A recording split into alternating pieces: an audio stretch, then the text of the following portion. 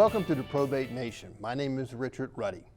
When someone passes away, probate of an estate is the process to transfer the title of probate assets to the decedent's beneficiaries. That process is like a journey on a slow-moving steam engine train. Some probate train rides are short, while other probate journeys seem to never end. In a prior program, we discussed some common probate avoidance techniques that convert probate assets into non-probate assets. One such popular technique is the use of a revocable trust. But a revocable trust helps avoid probate only for those assets that are actually titled in the name of that trust, or for some, but not all assets, where the revocable trust is named the beneficiary of the asset when the person dies. Yet many folks fail to follow through on this critically important step of retitling assets or naming the trust the beneficiary in the course of their estate planning work. With us this evening is a local trust and estate attorney. He will help us understand how to go about funding various assets into a revocable trust and point out some pitfalls that should be considered in doing so. Our guest is a partner in the Ruddy Law Firm located in Fairfax, Virginia. He has been in private law practice in Northern Virginia since graduating from George Washington School of Law. His practice focuses on estate planning, estate and trust administration, and elder law for clients with diverse economic, cultural, and family backgrounds. He also regularly serves as a court-appointed guardian ad litem for adult guardianship and conservatorship matters in Fairfax County Circuit Court. Please welcome attorney David Nur. Hi, David. Hi, Richard. Thanks for having me here. You're very welcome. Thanks for coming on the show and sharing some of your experiences. So let's just begin with kind of establishing what is a revocable trust. So I'll start with what a trust is. So a trust is an agreement. It creates a fiduciary relationship. It's created by a grantor or the creator of the trust, and it appoints a trustee to hold on to assets and hold title to those assets and property in order to administer those assets for the benefit of a beneficiary. Okay. A revocable trust is just one that actually can be revoked at any time by the grantor, the creator of the trust, assuming they have capacity to do so. So the key thing about a revocable trust, though, is that if whatever is in that revocable trust does not go through probate. Isn't that the key point of doing a revocable trust? That's right. That's why they're so well used, is because of that key benefit. Now, how do assets actually get put in the name of a revocable trust? So you actually have to change title of the asset for many assets, such as a real property or bank accounts or non-retirement investment accounts. You actually have to change title of that asset to the name of the revocable trust. Or if it's something like life insurance or a retirement account, you may consider using a beneficiary designation to name the trust as the beneficiary. Okay, so let's just before we sort of get into the actual assets retitling itself, let's just talk about some tax considerations. So are there any tax consequences associated with putting, and I make this important distinction, non-retirement assets into a revocable trust, like a bank account or a brokerage account? No, there aren't. Okay. To contrast that, are there any tax consequences if you put a retirement account into a revocable trust? Yes, that's an important distinction. There would be tax consequences, negative tax consequences, I would say, to putting a retirement account into your revocable trust. It'd be seen as a taxable event by the IRS. So yeah, whatever is in that account becomes considered to be a distribution at that point. You get fully taxable. So we don't want that. Now, No, when absolutely. people set up a revocable trust, do they have to apply for a special tax identification number for the revocable trust? No, they do not. So typically what they would use would be their social security number, is that right? That's correct. So if it was a joint trust, you'd probably say that either spouse's social security number, or if it's an individual trust, the social security number of that individual. Okay. All right, let's start talking about some of the assets that are typically going to need to be addressed and funded into a revocable trust. So let's begin with the tangible personal property. A lot of folks ask us about all these assets in their house: furniture, silverware, china. None of it has title. How do those assets actually make their way into a revocable trust? So what we prepare for our clients is a document called an assignment of personal property. So you're assigning your interest in that property over to your revocable trust. Another document that's often used is called a general bill of sale. I mean, it's transferring your ownership interest in those items to your revocable trust. Okay. So how do you actually convey, you know, a car, for instance? How do you put a car in a trust? So a car has a title that shows the ownership of the vehicle. So for a car, you would actually transfer title. Go down to the DMV and fill out the paperwork to transfer title to your revocable trust. Another way it could be done is to put a transfer on death designation on the vehicle, so that upon the owner's death, it would then transfer to whoever you listed as the beneficiary. So in this case, your revocable trust. Okay. So for many years, you know, it was a transfer of a car into a trust was considered to be a sale, and you had to pay a sales tax. But those rules were changed back in the early 2000s. So now the cost with DMV is a fairly nominal administrative fee. So explain a little bit about the TOD. What does that mean? Transfer on death designation. What does that mean? Right. TOD, transfer on death designation. So what that's saying is that upon the owner's death, by operation of law, the ownership interest that that person had, the decedent had, would transfer to whoever they listed as their beneficiary. So you would take the transfer on death document that you have. It might be on the actual title of the vehicle, along with the death certificate of the owner, down to the DMV, and then you would go and fill out the appropriate paperwork to show and transfer the title to the new beneficiary. Now, I know there are some issues related. There is a tax issue that sometimes arises when we try to put a car into a revocable trust. Can you talk about what that is? Yeah, so especially this is something that's come up for clients of ours here in Fairfax County. For whatever reason in their system, they can't distinguish between a revocable trust as owner and a business entity as owner. So if you transfer ownership of the vehicle into a revocable trust, in their system, that oftentimes gets incorrectly input, so that they will tax you at a higher business rate. So that's an issue that we actually have addressed within our trust agreement, so that it's very clear that any vehicle placed in the revocable trust is for personal use and not for business use. Okay, good. Well, let's take a look at most people have a bank account or a savings account or a money market account. So how do you put these types of accounts into a revocable trust? So this is something that gets done a lot.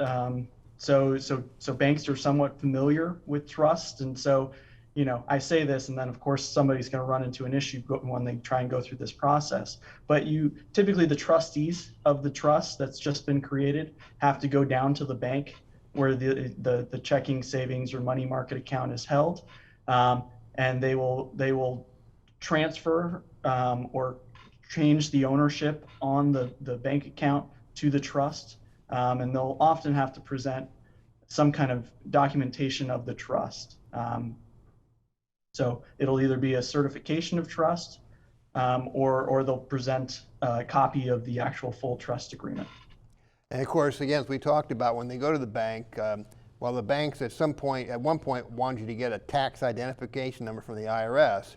I think everybody seems to be on board now that all you need to do is give a social security number for either one of the actual owners of the trust. That's right. What about any special issues that people can encounter in actually trying to retitle that bank account or bank account or savings account into their revocable trust?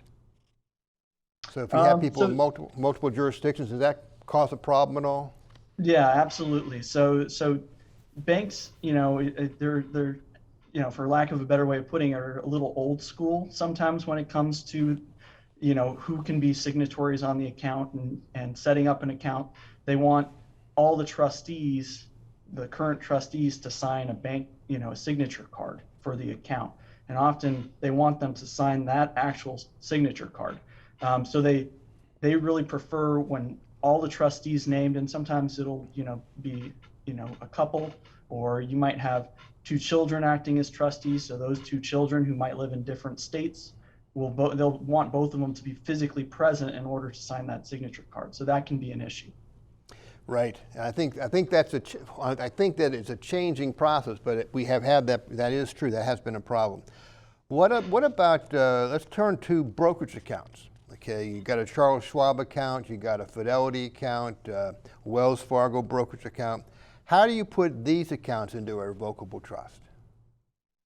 So for those accounts, they tend to be a little more with the digital age than banks on this topic. So typically they will have a set of forms for the trustees to fill out in order to change ownership of the investment account, the brokerage account, into the trust. And they'll also usually have the trustees fill out their own form of a document called the certification of trust, which is basically a document where the trustees of the trust are verifying that this is a valid trust. These are the current trustees, people in charge of administering the trust, the name of the trust, and the date it was created. So typically those brokerage accounts will have their own forms for somebody to fill out to make that ownership change and to say, give all the pertinent information about the trust. And they will also typically allow these documents to be signed, digitally, over DocuSign or something like that. Okay. Now, again, with the brokerage houses, are we giving them a Social Security number, or are we giving them a special tax ID number?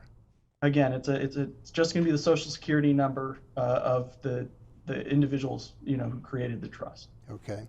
And typically, that Social Security number would be included in a certificate of trust that might be created when you had your estate planning documents prepared. Are there any special other issues that you might encounter with a brokerage house that we need to talk about before we move on? I think that typically it's a little easier to operate with the brokerage houses than the banks.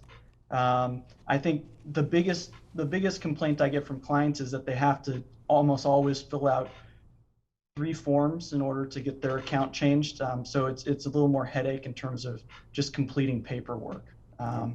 But for the most part, I think it's pretty smooth sailing. Good. Okay, David, let's go ahead and turn now to stocks and bonds that are not held in an investment account. So this is going to be what we see, especially with many older clients, is they have physical stock certificates, whether it's, Pfizer or it's a railroad stock or whatever. In some cases, that stock certificate may have gone through multiple name changes, but they still have a stock for a particular publicly traded company. So how do these stock certificates that they had in their safe deposit box, how do they make their way into their revocable trust? So I would say there's an easy way and there's a hard way. Okay. Let's go with the easy way first. So the way that I kind of push my clients to adopt is, especially if they have an existing brokerage investment account, is to put it into the investment account and go through their financial advisor to get that done. That's by far the easier way. The other way is you can work directly with the agent for the stock or bond or whoever issued it. So oftentimes it's with CompuShare or somebody like that. But they have a series of paperwork that you need to fill out in order to make that ownership change for that stock. And part of what makes it difficult is they require a medallion signature guarantee, which is hard to find an institution that will do that for you. So just the hassle of trying to get that done, it's a lot harder than doing it through the brokerage account. And I think having it in the brokerage account just offers lots of other benefits as well. So sure. That would be my recommendation. And certainly I think that's what we have suggested as well over the years. Let your broker do all the work and the paperwork so that you don't have to fill things out and find out you did something wrong and you got to start over. So I think that's a good suggestion. Now, again, with these accounts, of course, if they go into a brokerage account, then they're going to use, the Social Security number. If you actually go with someone like CompuShare, who's actually going to debit entry the document, the stock, you'll be using your Social Security number to identify yourself. So the next one, let's talk about. Well, this is a good one. 529 plans. Okay, so a lot of folks have these 529 plans for children and grandchildren. So can a 529 plan be transferred to a revocable trust? Yes, it can. Oh, good. Uh, So is it difficult to do? It's not difficult to do. You would do it through, so here in Virginia, lots of people do their 529 plans through Virginia 529, and they have forms available on their website that you can download and complete in order to make the transfer of the account to your trust. And one of the big benefits to having it in the trust is it allows your successor trustees to continue to manage that account, if you become incapacitated or pass away. And that's a big issue sometimes when individuals have it in their own name, is they become incapacitated or they pass away and there's nobody appointed as a successor custodian to manage that account. Yeah, I think that's something we do see frequently is no successor custodian, and that becomes an issue, especially when someone passes away. Okay, as well. Now, is there any tax deduction for contributions to 529 plans? I'm just curious. There is. So you get a deduction from your Virginia income taxes for amounts that you put into the Virginia 529 account, and then it also any income generated on the account. It doesn't, as long as it's used for educational expenses for whoever you named as the beneficiary of that account, they don't have to pay any income tax capital gains on that, on any growth of those funds. Good, good. All right, the next topic, next asset we want to talk about, which almost everybody has in some form or another, is life insurance policy. So is the ownership of life insurance typically changed to the revocable trust? No, typically you would keep the life insurance policy in the name of the owner. What you're really looking to do is change the beneficiary of that life insurance to the revocable trust. Okay, so that's how we actually get those proceeds into the revocable trust. Now, That's correct. Who are typically the beneficiaries of life insurance policies, in the normal situation with the estate planning clients that you see? So typically it's a spouse, the spouse will be named as the primary beneficiary, followed by the children. Okay, and if you wanted to change it to a revocable trust, you change it to the revocable trust as making that the primary beneficiary, possibly. Right, and one of the real benefits there is that, whatever you've laid out as far as your plan for those beneficiaries, there's a lot more contingencies within that revocable trust agreement that you can plan for as far as those life insurance proceeds that aren't covered with just the simple designation to those named individuals. That is very true. Now, do you recommend that folks verify with the life insurance company that they have the correct beneficiaries on file?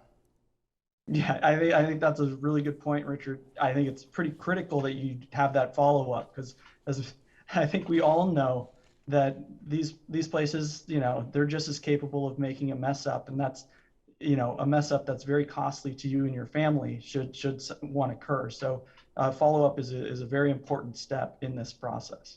Yeah, I will say that this particular issue came up a number of years ago when we asked someone to just verify that the beneficiaries were as they thought, and they come to find out that they were not. That they had, even though he had a recorded document saying that it had been taken care of back in his file, it was not in their computer system that way. So, good thing to follow up on.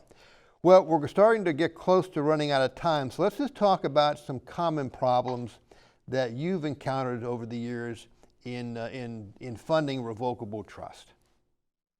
So I think one that we touched on a bit earlier was just the difficulty when you have joint or multiple trustees of a trust and getting them to all be able to sign a signature card at a bank. I think the fact that banks really like everybody to sign the same signature card can be an issue.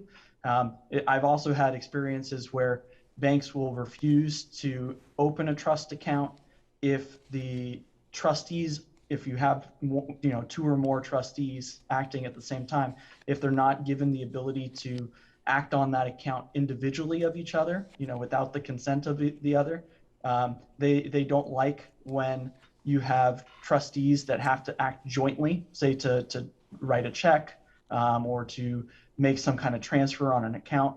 So I think a a big deal there is anytime you have multiple trustees, getting them all on the signature card and making sure that they can act independently of each other is something that's important. And how about, have you found that there's an issue about people actually following through with the beneficiary changes? Yeah, I think that's another one as well. So I think, to use an old law school kind of example, we have the case, where there was a divorce potentially, and then the 25 years after the divorce, the one of the two passes away, and the children of that person or some new relationship finds out that the ex-spouse was named as the beneficiary. What I'm trying to say here is, yes, I think people forget about these things. They kind of fill it out maybe when they initially open the life insurance, and then they never think about it again. And so it is a problem that beneficiary designations don't get updated as things in your life change. Well, I think we've reached the end of our time. We're pretty close to it. So I wanted to ask you if you had any final comments or words of advice you want to share with our viewers. So the other thing I'd like to talk about is when you go to open up or change the title of a bank account, most oftentimes the real problem is with a checking account. So sometimes if the amount of the checking account is small enough, it may not, if it's just a running balance just to kind of cover your monthly expenses, it's not necessarily even worth putting into the trust.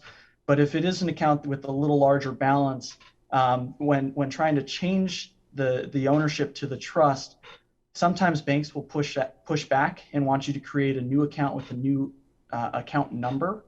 And if you have a lot of automatic deposits or automatic payments coming out of that account to pay your monthly bills, that can create an issue. So one thing I recommend to clients oftentimes is to keep that original account open for a little bit until you can transfer all of those auto deposits and auto payments to your new trust account that you open up. Well, good suggestion. David, I want to thank you for taking the time visiting with us today, for sharing all this valuable information, and for, frankly, your public service to the folks in the Northern Virginia communities. Very, very important, and I want to thank you very much on behalf of the Probate Nation. Thank you, Richard. My pleasure. Avoiding probate is certainly a popular planning objective both for lay folks and the estate planning attorneys who advise them. And one of the most popular and effective ways to avoid probate is to create a revocable trust to hold your assets and then actually fund those assets into that trust. Part one of our show this evening provides an excellent checklist of how to fund various assets into a revocable trust. In part two, we will continue this discussion as we look at additional assets clients often own that also need to be funded into their revocable trust. But each trust funding situation is different, and I encourage you to follow up with your trust and estate attorney to review your situation and update that review periodically so you can get your trust properly funded. In our experience, such professional advice will be well worth the time and effort, and in the long run will keep your assets off the probate train. This brings us to the conclusion of our show. We hope you found it helpful. Replays of this show and all the shows broadcast to date, along with other helpful information, can be viewed on the Probate Nation website. And we encourage you to go sign up for the Probate Nation monthly newsletter. On behalf of the Probate Nation, I want to thank you for visiting with us, and have a good evening.